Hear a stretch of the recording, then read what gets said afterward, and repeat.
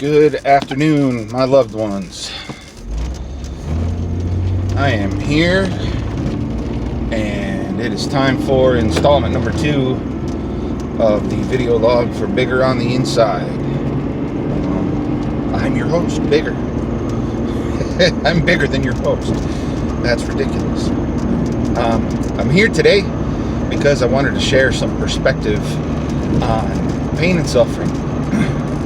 I had a poignant reminder this last week about how suffering hits us sometimes, how pain affects us, and I wanted to share a little bit of that with you. Let's get that window open back. There we go. A good buddy of mine from where I grew up called me with some concern because he had heard news that was recent to him about my father's failing health. My dad is in his 70s, and where he used to be the model of manly health and strong constitution, as he ages, things have deteriorated. He's developed a number of medical conditions over the course of his adult life that have robbed him of his vitality, if you will. He's still a wonderful man, and he's still my rock and my example for manhood, for fatherhood, for anything that matters in how you relate to people in this world. But my buddy was unaware of what had been going on with his deteriorating health, and so we spent some time talking about it. I gave him some details, and he left the conversation, I think, feeling, if not better, at least more at ease in his heart, knowing we're lifelong friends, and he's known my dad ever since we were 5, and I think it might take him a little bit longer to come to terms with it because it's not something that he's been present for all along, but he's more at ease than he was through our conversation, and he told me so, and I take great comfort in that. It makes me feel better knowing that I was able to help, put his heart at ease a little bit. But it got me thinking about the perspective of pain, of suffering, and so I wanted to share some of that. I have another good friend, I haven't known nearly so long, but he's a brother. He's someone who I love dearly, and he's a cancer survivor, multiple bouts of cancer, and he somehow pulled through. He's strong, and he's got a strength to his person and his character that is unusual, and something that I take great pride in, having him as a friend and knowing that he is the way he is. But he's become somewhat cynical as a result, especially with regard to pain and suffering that he's had to go through and that his family has had to as a result. And being a man who is a man of faith, me, and believing in God and his influence in my life and in the world around me, my friends all know this. And so we had an opportunity, my buddy and I, to talk a while back. And our discussion came down to a couple of key points. My buddy says that if there is a God, he's either not benevolent because he allows the kind of pain and suffering that happens in the world, or he's not all-powerful and can't change it. So it's a very black and white view. It's actually a very black and brown view, if you will. There's not really any good part of it. His view is either God is mean or he's weak. And all of this is relative to the pain that he's gone through in his life.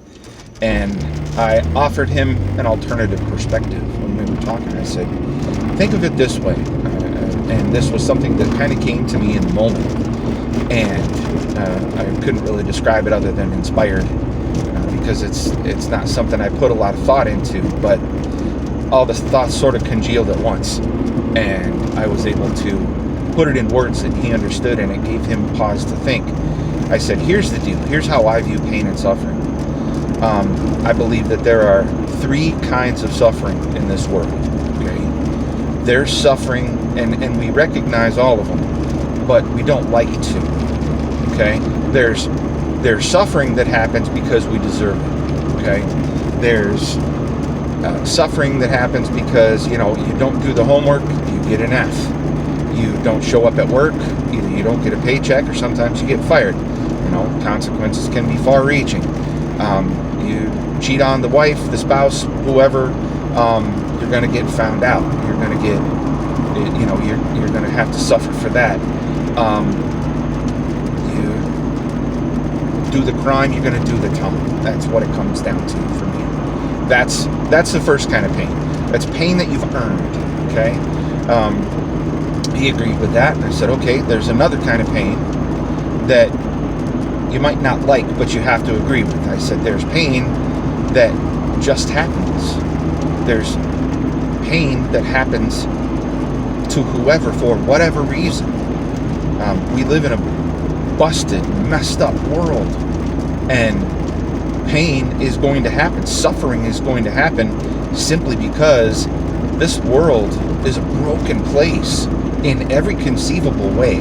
I mean, watch the news for 12 minutes and you will come away believing, if you didn't already, that this world is a broken place. And suffering happens to people that deserve it, to people that don't deserve it, to whoever. The Bible says the rain falls on the just and the unjust. And that's what that means. It means people are going to suffer. It's going to happen because the world is broken. And the suffering is non-discriminatory. It's not going to pick and choose.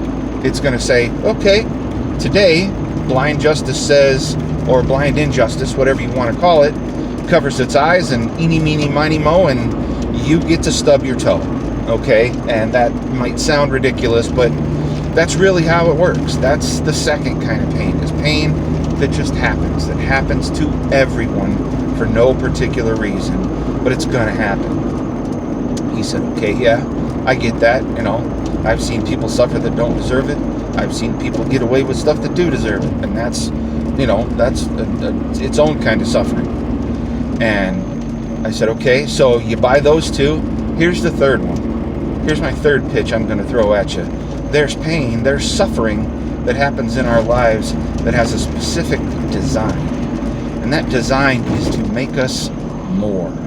To make us into more than what we were before. And he said, what do you mean? And I said, there's pain that is particular to an individual.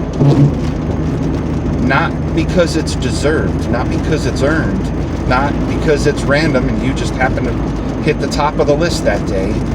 It's pain that is designed to do something in your life to bring things out of you that maybe you didn't know were there, and to make you into more than what you were before.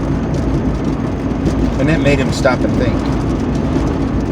And there was more to the discussion than that. I'm giving you the brief version because there's limited time on the video, but I wanted to share those with you because I really believe that's I find myself in a place as I think about my dad in his twilight years and his declining health.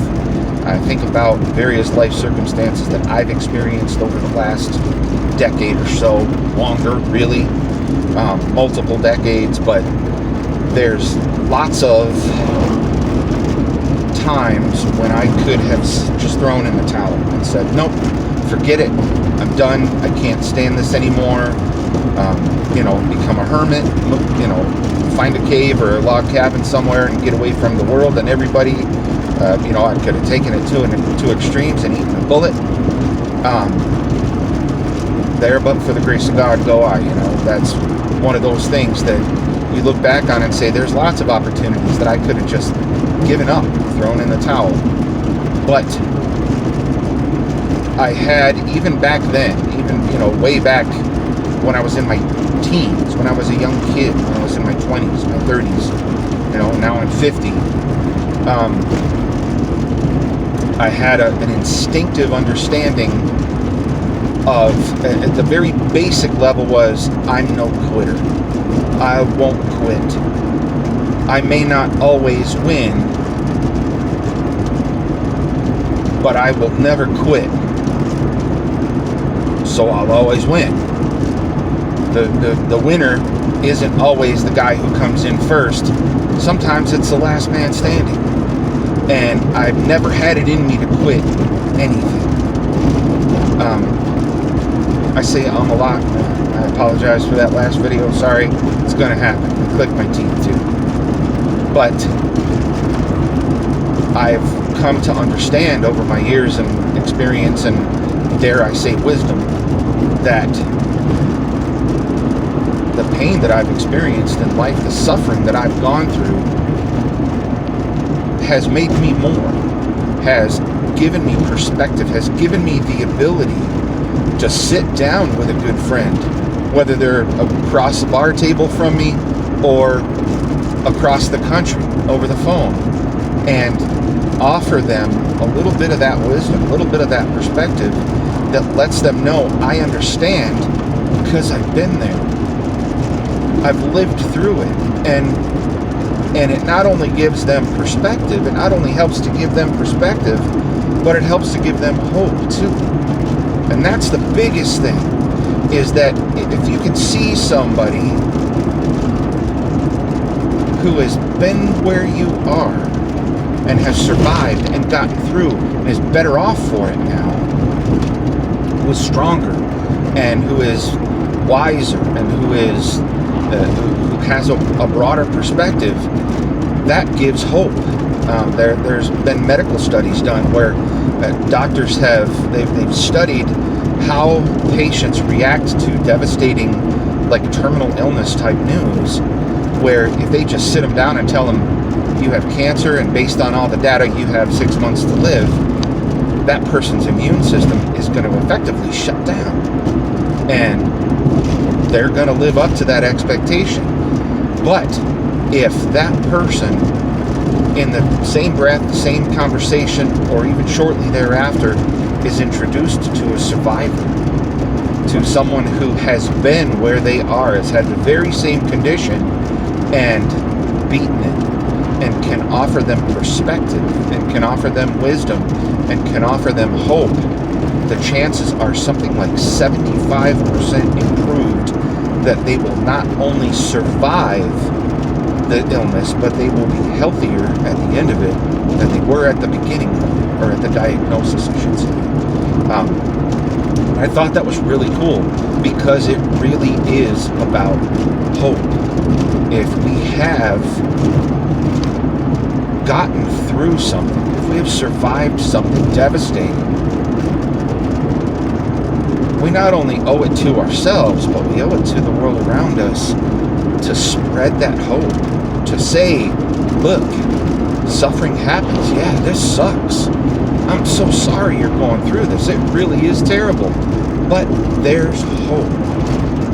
Whatever it happens to be, there's hope. There's always hope.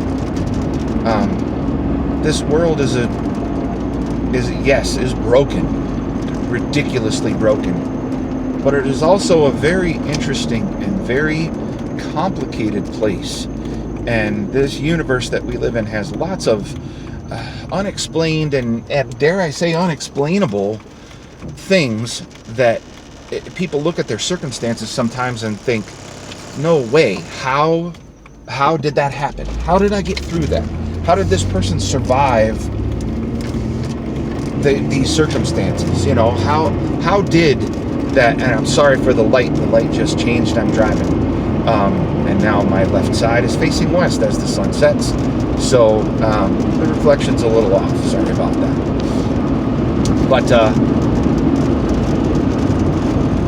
it's an excuse for hope. I say excuse, that's not the best word, but it is really a good word. It's an excuse for hope. And I did a blog post a few years back, maybe only a couple years back, but it was with regard to a separate issue, but it included some very pertinent information on hope.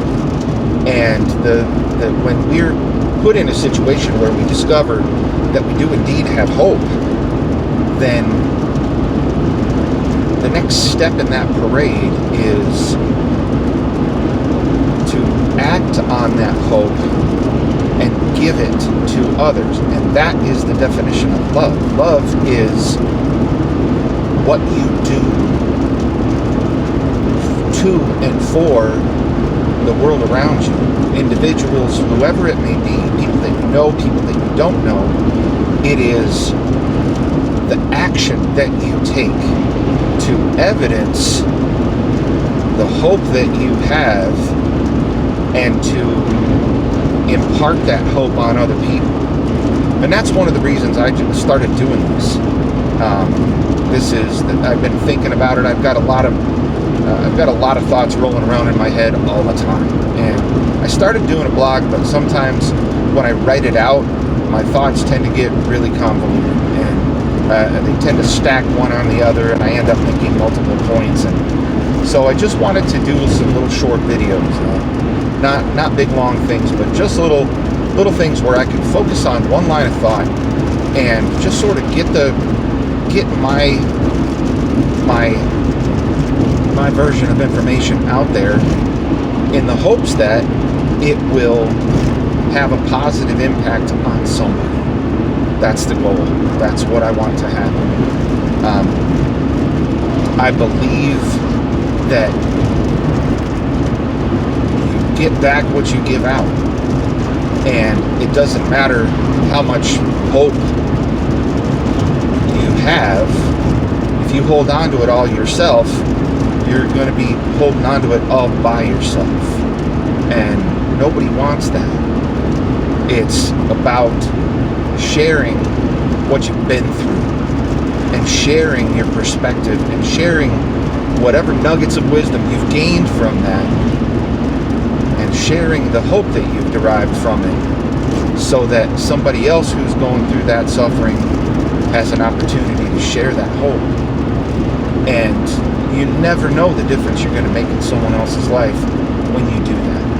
When you've been through something and you've survived and you've come out the other side, you have hope now. Whether you think you do or not, here you are. You've survived it. You've beaten the odds. You have hope now. Share that. Share that hope. Tell somebody. Look for opportunities, or just wait patiently for opportunities. They'll hit you in the face. I'm not even kidding. I couldn't count the number of times I have simply put myself out there and been in the right place at the right time, and had a word to say to somebody that made a difference, even if it was just in that day. And that's how we should look at the world around us. My hope is that somebody that hears this, sees this, will take some hope away from it. And that once they have survived their circumstances, once they have gotten through those hard times, once they have completed the cycle of suffering, that they'll be able to look at their situation and say, hey, I'm better. I'm more than I was before because of this. I understand more now. And maybe I can help somebody else do that too. If we look at it that way, there's no telling the kind of amazing change we can make in this world. Well, that's what I wanted to share today. I love you all, and I hope you have a wonderful hour, day, week, month, year, whatever it is that's coming up. Good, bad, indifferent. I hope it goes your way. And if it doesn't, I hope you survive it. And you get a little bit stronger, and you become a little bit more than you were before. Love you all. Have a wonderful day.